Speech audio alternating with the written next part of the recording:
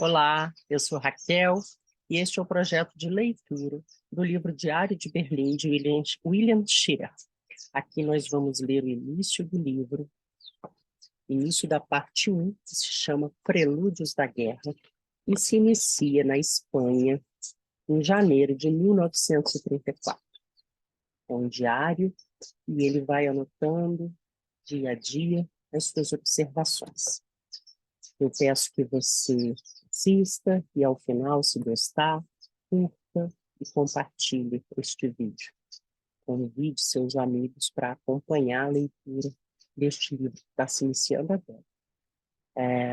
E também te utilizo dos comentários, me dê feedbacks do que você está achando, do conteúdo, da proposta, do som, da imagem. Tá bom? Vamos lá. Lloret de Mar, Espanha, 11 de janeiro de 1934. Acabou-se o nosso dinheiro. Depois de amanhã, preciso voltar ao trabalho. Não tínhamos pensado muito sobre isso. Chegou um telegrama, uma oferta má, do Herald, de Paris. Mas uma oferta que nos permitiria enfrentar a situação até que eu conseguisse algo melhor. Assim termino melhor, o mais feliz, o mais calmo de todos os anos que vivemos. Foi o nosso ano de férias e de descanso, vivido todo ele nesta aldeola de pescadores espanhóis, exatamente como tínhamos sonhado e planejado, magnificamente livres do resto do mundo, dos acontecimentos, dos homens, dos patrões, dos editores, dos parentes e dos amigos. Um ano que não devia ter acabado.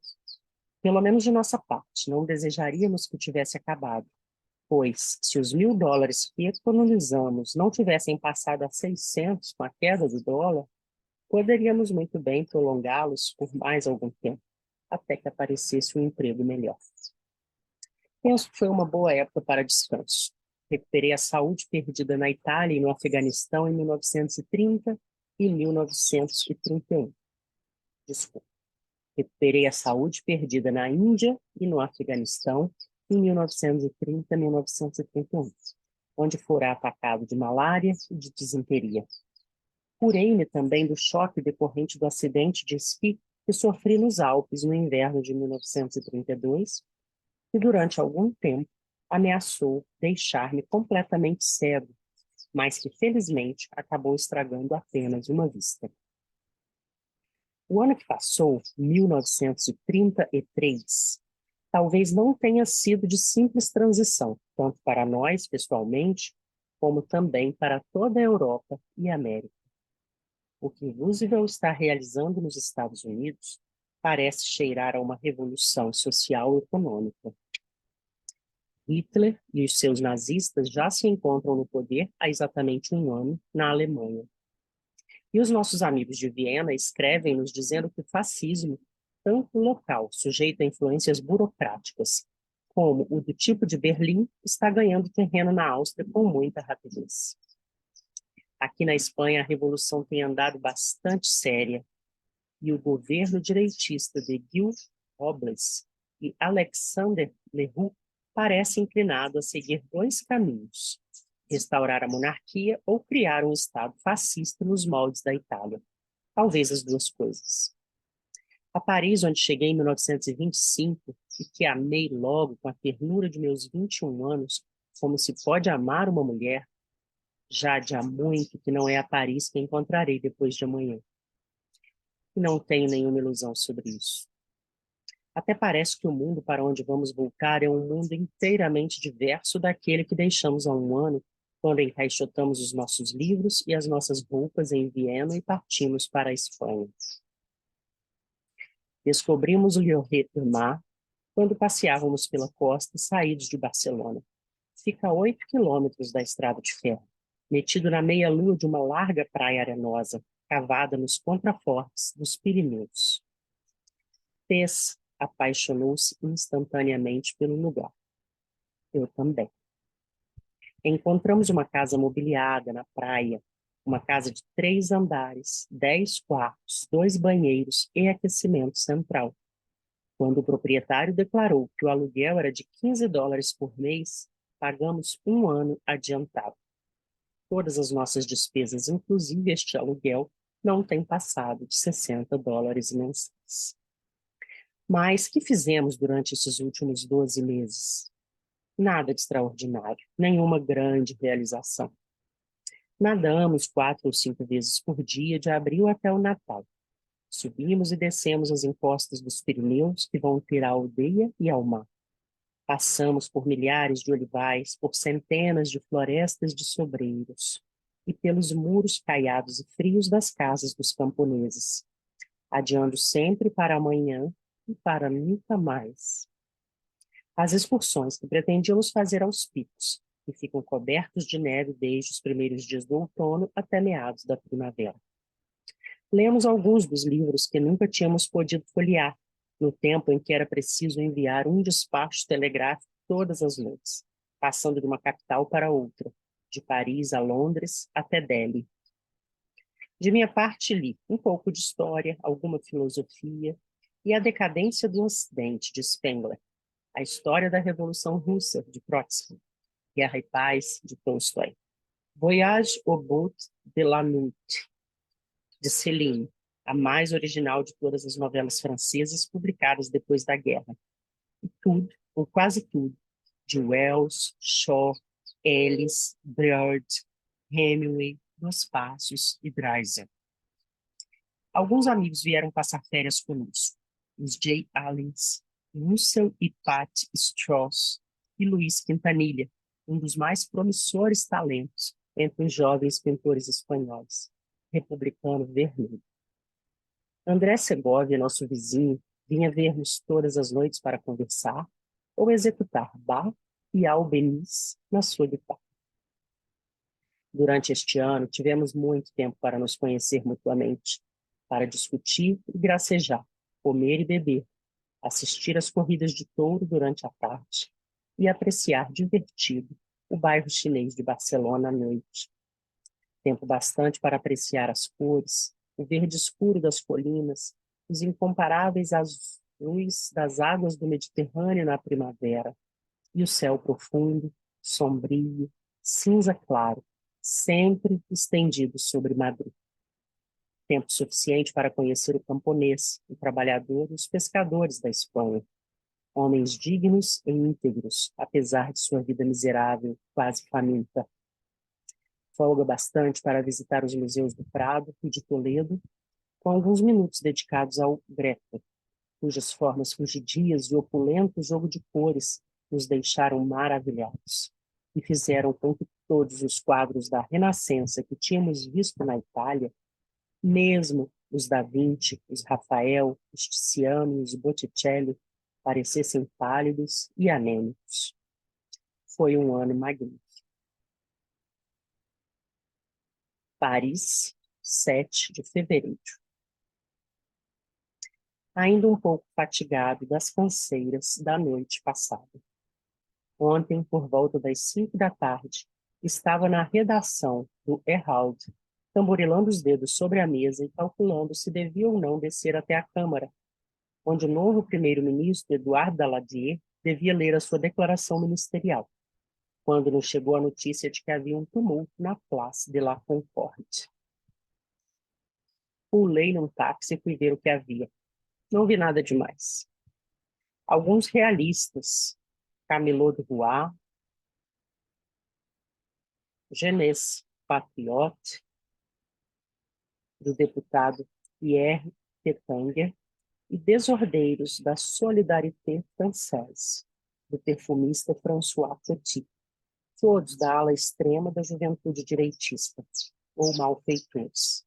Tinham tentado invadir a Câmara, mas foram dispersados pela polícia. A place estava perfeitamente normal. Telefonei para a redação do Herald, mas Eric Hawkins, o redator-chefe, aconselhou-me a comer qualquer coisa pelas redondezas e dar uma vista de olhos no local um pouco mais tarde. Por volta de 7 da noite, voltei à Place de la Concorde. Alguma coisa anormal estava acontecendo. Homens da Garde Mobile, a cavalo e com seus capacetes de aço, esvaziavam a praça. Nas proximidades do obelisco, plantado no centro da Concorde, um ônibus estava em chamas. Abri caminho pelo meio dos guarda mobile que brandiam os seus sabres e dirigi-me para os lados das tulherias. Uma multidão de milhares de pessoas comprimia-se sobre o terraço. Metendo-me entre elas, pude verificar pouco depois que não eram fascistas, e sim comunistas. Quando a polícia tentou desalojá-los de lá, receberam a Garde Mobile com uma verdadeira barragem de pedras e de tijolos. No meio da ponte, que da Place vai ter a Câmara dos Deputados atravessando o Sena, encontrei um grande contingente de guardas empunhando fuzis, apoiados pela polícia e uma brigada de bombeiros. 2 ou 3 pequenos grupos tentaram avançar sobre a ponte, vindos do cais do Louvre, mas os jatos de 2 mangueiras foram suficientes para dispersá-los. Por volta de 8 horas da noite, cerca de 2.000 veteranos de guerra da UNC, União Nacional de Combatants, e aqui o autor faz uma observação que essa União Nacional de Combatentes, UNC, era uma organização direitista que contava com cerca de 800.000 membros. Os outros 4 milhões de veteranos de guerra franceses estavam arregimentados na Fédération des Anciens Combattants, ou seja, a Federação de Anciãos Combatentes. Então, voltando à leitura. Por volta de 8 horas da noite, cerca de 2.000 veteranos de guerra da União Nacional de Combatants desfilaram pela Place de la Concorde, vindos do Rond-Point e descendo a Avenida dos Campos Elíseos. Marchavam em perfeita ordem, precedidos de inúmeras bandeiras tricolores. Ao chegarem à entrada da ponte, a polícia fê-los parar e seus chefes puseram-se a parlamentar com os oficiais. Dirigi-me para o Hotel Crillon e subi ao balcão do 3º andar que dá para a praça. Já estava cheio de curiosos. Não nos foi possível ouvir os primeiros tiros. Somente nos apercebemos da fuzilaria quando uma senhora que estava a poucos metros caiu bruscamente ao chão, a testa varada por uma bala. A senhora estava junto de Melvin Whiteleder, da Associated Press. Agora podíamos ouvir distintamente o tiroteio vindo da ponte e do outro lado do Sena. Aparentemente, os que atiravam estavam usando fuzis automáticos. A reação da população levou-a a invadir a Concorde. Dentro em pouco, a praça estava pontilhada pelos incêndios. À esquerda, rolos de fumo saíam do Ministério da Marinha. As mangueiras entraram em cena, mas o povo conseguiu aproximar-se o suficiente para cortá-las. Desci ao hall do hotel para telefonar à redação. Tinham sido conduzidos para ali vários feridos que recebiam os primeiros socorros. O tiroteio continuou até quase meia-noite, quando a Garde Mobile conseguiu dominar a situação. Várias vezes a Place de la Concorde mudou de mãos, mas por volta das 24 horas, a polícia estava senhora do campo de luta. A certa altura, talvez por volta das 10 horas, a multidão, que já estava exasperada, mas se ressentia de falta de direção, tentou tomar a ponte de assalto, alguns avançando pelo cais, cujas árvores ofereciam considerável proteção, enquanto outros corriam desesperados pelo meio da place. Se conseguirem atravessar a ponte, pensei, matarão todos os deputados que encontrarem na Câmara. Mais uma fuzilaria mortal, que desta vez parecia partir de metralhadoras, fê-los parar minutos depois, e os assaltantes fugiram em todas as direções. Um pouco mais, e ouviam-se apenas disparos esparsos. 10 minutos mais tarde, comecei a subir a Avenida dos Campos Elíseos em direção ao jornal, onde ia escrever a minha crônica. Nas proximidades do Palácio Presidencial, encontrei várias companhias de tropas regulares de prontidão, as primeiras que via. Entre o lugar em que me achava e a redação do Herald, medei a uma distância de quase 2 quilômetros, subindo pelos Campos Elíseos. Assim, cheguei à redação quase sem fôlego. mas ainda há tempo de escrever 2 colunas para o jornal antes de fechar. Relação oficial do dia: 16 mortos e centenas de feridos. Mais tarde, Daladier, que se fazia passar por homem forte, pediu demissão. Ao fazê-lo, divulgou a seguinte declaração, abre aspas, o governo, responsável pela manutenção da ordem e da segurança do país, recusa-se a mantê-las por medidas excepcionais capazes de provocar novo derramamento de sangue. O governo não deseja entregar os militares contra manifestantes. Assim, depus em mãos do presidente da República o pedido de demissão coletiva do gabinete. Fecha aspas. Imagine se um Stalin, um Mussolini ou um Hitler hesitando em empregar as tropas contra a população que tentasse derrubar os respectivos regimes.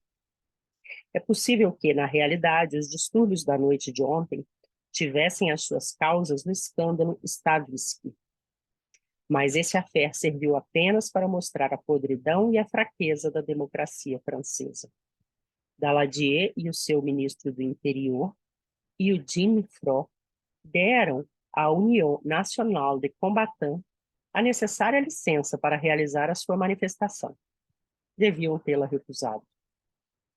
Deviam dispor de um número suficiente de garde mobile às primeiras horas da tarde, a fim de dispersar a multidão antes que esta pudesse fortalecer-se. Mas demitir-se agora, depois de sufocar um golpe fascista, como foi o de ontem, deve ser um gesto de absoluta covardia ou estupidez. Outra particularidade importante é que, ontem à noite, os comunistas lutaram na mesma barricada, lado a lado, com os fascistas. Não gosto nada disso.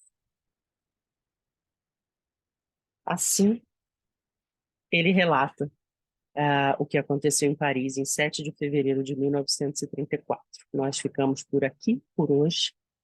Curta, compartilhe, comente. Se tiver gostado, passe para os seus amigos. Até o próximo vídeo.